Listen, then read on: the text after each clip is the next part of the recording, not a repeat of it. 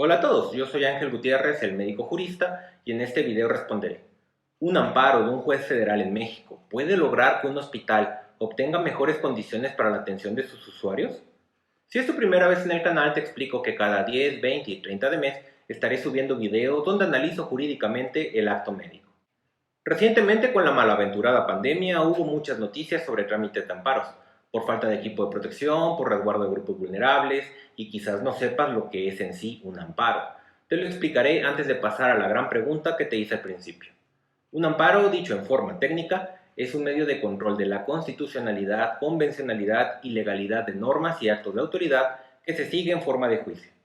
Eso en forma técnica. Ahora, dicho en español, es precisamente un juicio para determinar si un acto de la autoridad o una norma es legal, está pegada a la Constitución o respeta los derechos humanos. Como mi propósito no es abocarme al amparo en sí, bastará con que te explique que los tribunales que resuelven los amparos son jueces federales, por lo que en jerarquía son superiores a autoridades municipales y estatales y debido a la división de poderes están en igualdad de autoridad que el Congreso de la Unión o el mismísimo presidente, aunque eso dicho de una manera muy simplista. Con esto en mente, retomo la pregunta. ¿Puede una sentencia de un juez federal lograr que un hospital mejore sus condiciones de atención para sus usuarios? Después de todo, la ilustre Adriana Campuzano, en su manual para entender el juicio de amparo, cuyo libro, por poner una analogía, para mí viene siendo como el Guyton en fisiología humana, o sea, sencillito, sin perderle el respeto a la complejidad que aborda. La autora mencionada dice en la presentación de su manual, ¿para qué sirve el juicio de amparo si no es para permitir que cualquier persona, con o sin abogado, sea oído en defensa y logre el respeto de sus derechos humanos? Pues este mismo libro comienza en sus primeras páginas con un planteamiento de supuestos muy interesantes, entre los que destaca, asiste el interés legítimo a un grupo de enfermos de cierto hospital en contra de la prestación deficiente de algún servicio. O ahí mismo, más abajo, un grupo de usuarios del servicio de salud cuando reclamen que el servicio se presente de manera que garantice el derecho a la salud. Con esto en mente tenemos claro que la doctrina dice que sí. Otra cosa que debes saber del Poder Judicial mexicano es que las resoluciones más controversiales se publican con el nombre de jurisprudencias o tesis, que no son lo mismo, pero tampoco viene al caso explicar la diferencia. ¿Y qué dice la jurisprudencia al respecto de nuestra pregunta?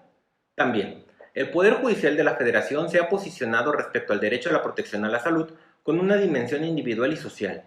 Es decir, que es un bien exigible al Estado no solo en un sentido personal, como por ejemplo al promover un amparo para garantizar la quimioterapia de un niño concreto con cáncer, sino con sentido social, ya que en este contexto también es exigible un ala de quimioterapia o el personal y área de cirugía oncológica, lo que puede ser una exigencia personal que se traduce a problemas que afectan a la sociedad en general y que el Estado debe atender. Entonces, si esto es así, ¿es posible que un individuo o un paciente, o bien una comunidad o un grupo de pacientes puedan exigirle al Estado que garantice la atención de salud a la que está obligado? La respuesta tendría que ser que sí, pero es más complicado que eso. Para contextualizarlo te platicaré tres antecedentes importantes de personas que no se conformaron con el servicio que recibían. Comienzo con la historia del poblado de Mininuma en Guerrero. De acuerdo a la CONAPO en 2005, Guerrero ocupaba el primer lugar nacional con el mayor índice de marginación, con 36 municipios con un grado alto de marginación y 37 con un grado muy alto. Eso se traduce en una calidad de vida indigna para un ser humano, pues sus necesidades más apremiantes no estaban cubiertas, y es aún más precario tratándose del sector indígena, que son el 17% de la población del estado.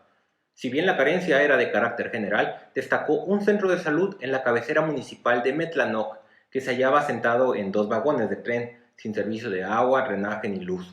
Hasta julio de 2008 era atendido por un médico general de lunes a viernes en turno matutino. Nada más.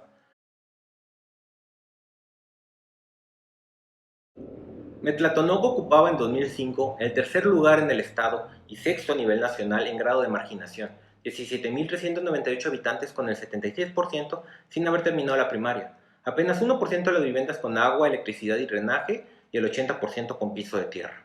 Mininuma es una de las 72 comunidades indígenas del municipio de Metlanoc, ubicado a más de 2 horas a pie a la cabecera municipal, donde estaban estos dos vagones consultorio. Esa comunidad apenas contaba con 334 habitantes en 2007, y su falta de acceso a la salud no era una cuestión exclusiva, por lo que sus historias no deben ser muy diferentes a las de otras comunidades. Pero la diferencia radica en que los Naasabi de Mininuma decidieron organizarse. Desde 2013 se dispusieron a pedir a las autoridades sanitarias de Tlapa el envío de un médico y medicamentos, En varias ocasiones se pusieron en contacto con el director de la jurisdicción sin resultados favorables, principalmente porque el número de habitantes de la comunidad no justificaba la presencia de un médico.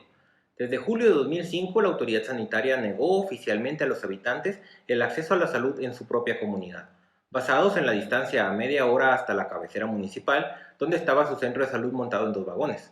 Tras una reiterada insistencia, el 8 de noviembre de 2005, se designó a un técnico en atención primaria a la salud para que visitara la comunidad cada semana. Sus servicios eran básicos y principalmente canalizaba a los enfermos a Metlanoc, pero al menos vigilaba a los niños con desnutrición y daba plática de salud.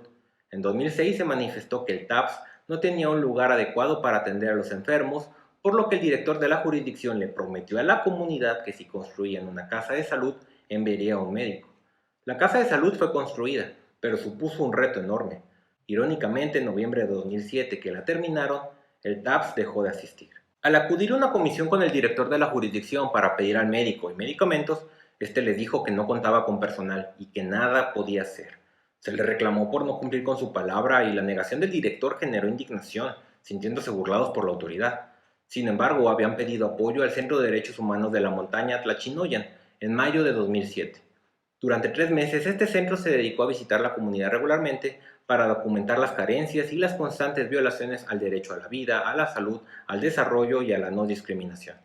En ese 2007 se presentó una solicitud dirigida al gobernador del estado con copia al presidente de la República pidiendo una unidad médica con personal capacitado y un cuadro básico de medicamentos. En ese mismo mes recibieron su respuesta. El TAPS había dejado de asistir, dejaron de vacunar a los niños, suspendieron la entrega de apoyos nutrimentales para embarazadas, lactantes y menores de 5 años. El mensaje que el gobierno les estaba dando era que no iba a atender su demanda legítima y que, por el contrario, se les estaba castigando quitándoles aún el poco apoyo que recibían. Pero no solo eso, sino que se difundió la información de que los habitantes de Mininuma habían inventado la muerte de niños con la finalidad de llamar la atención y ganar un médico, ya que esos niños no se encontraron en ningún registro de la jurisdicción o el registro civil, concluyendo que eran mentiras para que le dieran un médico. Con ello, no solo se humilló y ofendió a los padres de los niños fallecidos, sino que se estigmatizó a la comunidad entera entre los demás mixtecos. El 9 de noviembre de 2007, el delegado de Mininuma y los integrantes del Comité de Salud promovieron un amparo bajo el concepto de violación a su derecho a la salud, la Ley General de Salud y otros tratados internacionales, que se resolvió a su favor el 11 de julio de 2008.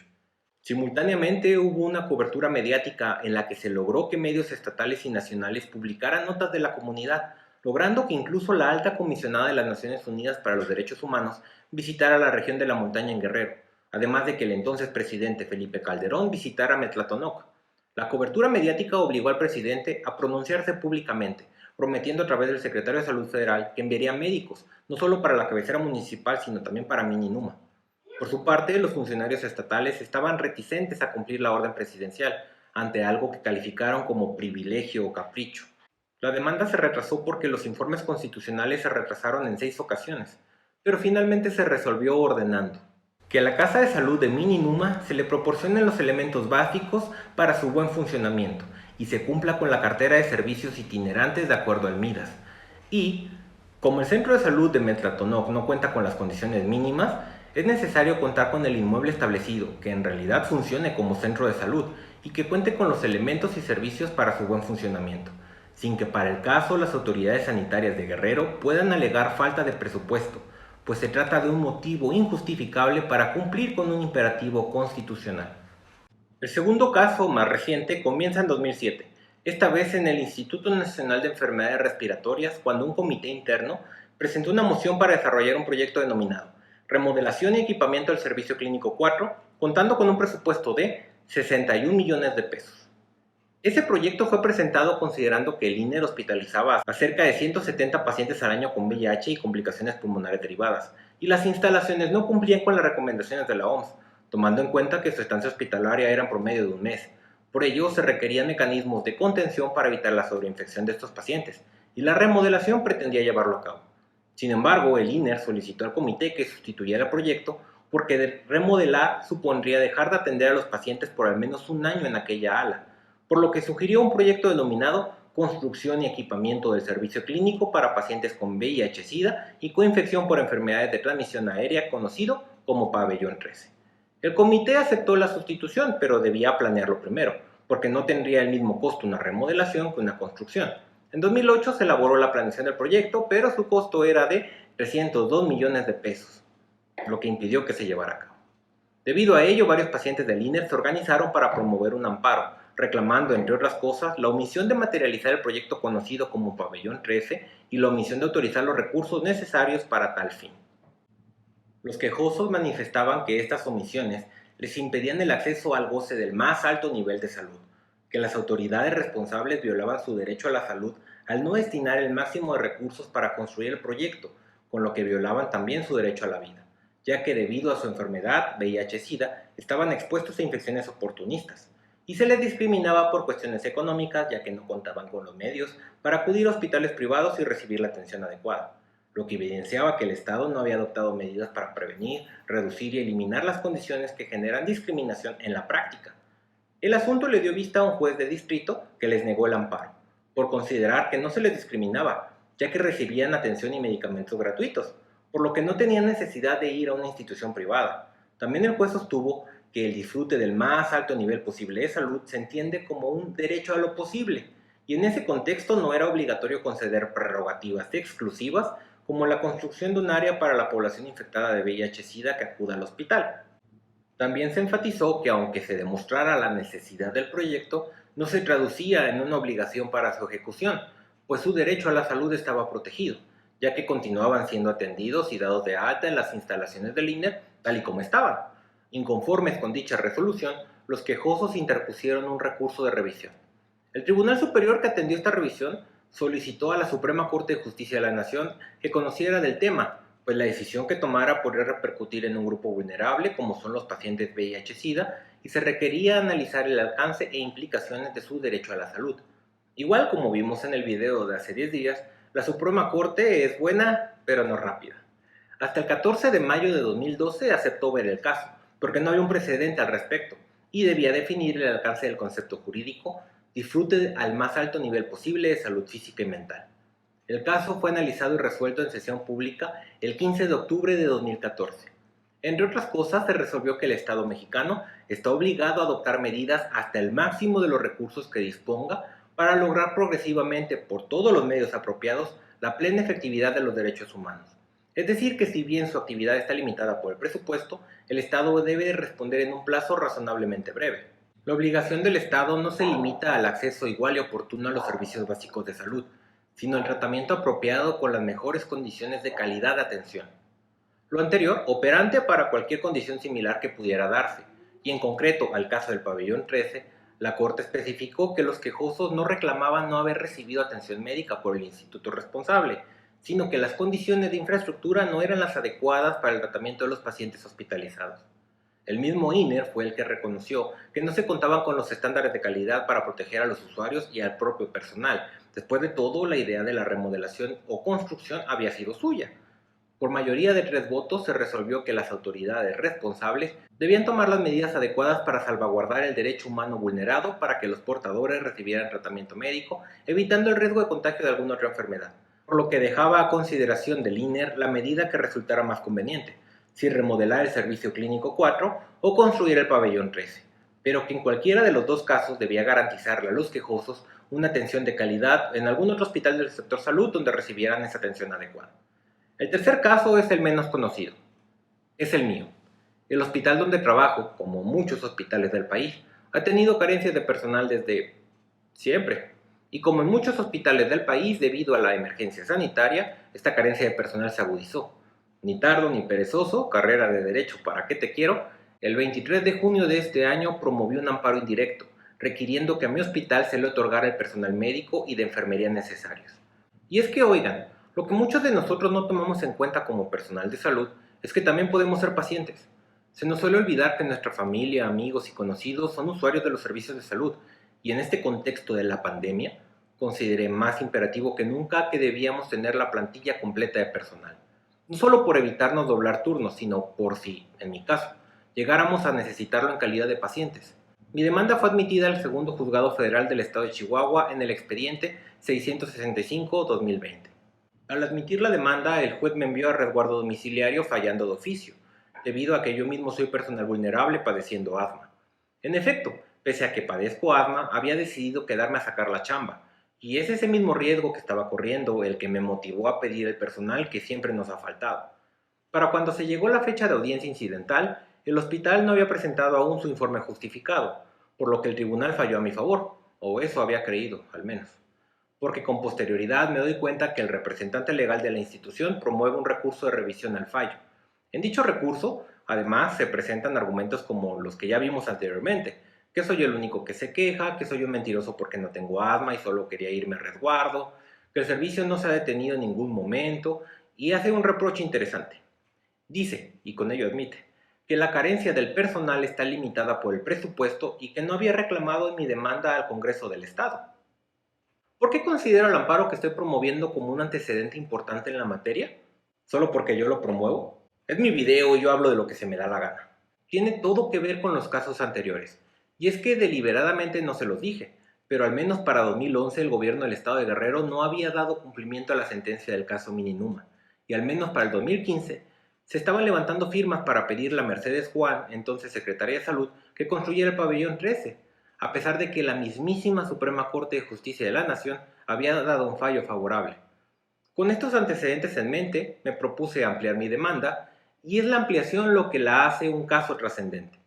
En la sentencia de Mininuma se condena al Estado a cumplir sin poder objetar la limitación presupuestal, mientras que la Suprema Corte en el caso del pabellón 13 se limita a obligar al Estado a demostrar que el presupuesto se está usando eficazmente y lo compromete a cumplir sus obligaciones, pero en ninguno de los dos casos se les da los medios.